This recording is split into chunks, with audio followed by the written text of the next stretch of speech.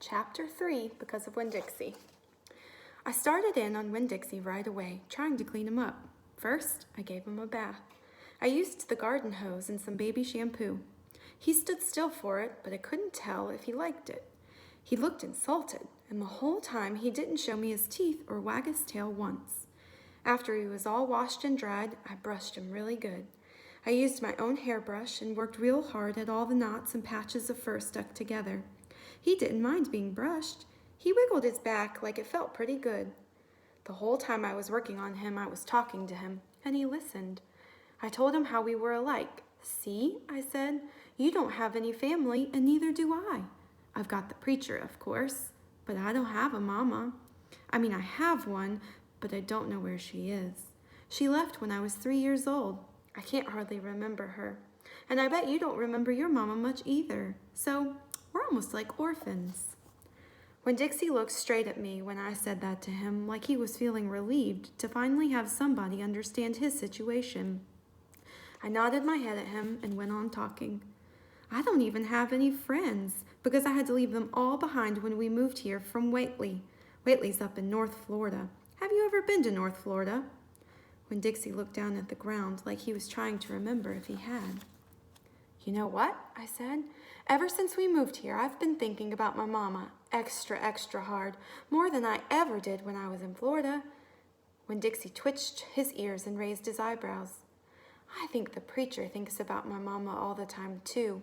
He's still in love with her, and I know what because I heard the ladies at church in Whately talking about him. They said he's still hoping that she'll come back, but he doesn't tell me that.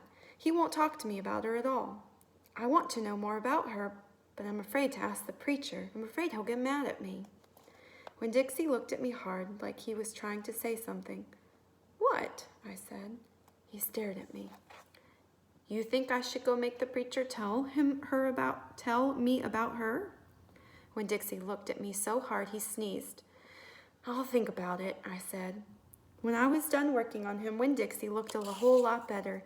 He still had his bald spots, but the fur that he did have cleaned up really nice. He was all shiny and soft. You could still see his ribs, but I intended to feed him really good, and that would take care of that. I couldn't do anything about his crooked yellow teeth because he had gotten into a sneezing fit every time I tried to brush them with my toothbrush, so I finally had to give up. But for the most part, he looked a whole lot better, and so I took him into the trailer and showed him the preacher. "Daddy," I said. He said. He was working on a sermon and kind of muttering to himself. "Daddy, I want to show you the new Winn-Dixie." The preacher put down his pencil and rubbed his nose, and finally he looked up. "Well," he said, smiling real big at Winn-Dixie. "Well, now don't you look handsome?" Winn-Dixie smiled back at the preacher. He went over and put his head on the preacher's lap. "He smells nice, too," said the preacher. He rubbed Winn-Dixie's head and looked into his eyes. "Daddy," I said real quick before I lost my nerve, "I've been talking to Winn-Dixie."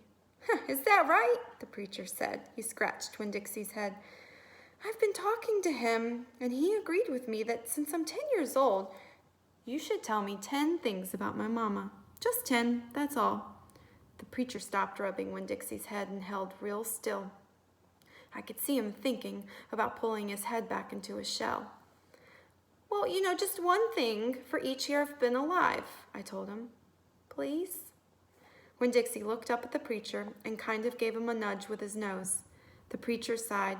He said to Winn-Dixie, "I should have guessed you were going to get me into trouble." Then he looked at me. "Come on, Opal," he said. "Sit down. I'll tell you 10 things about your mama."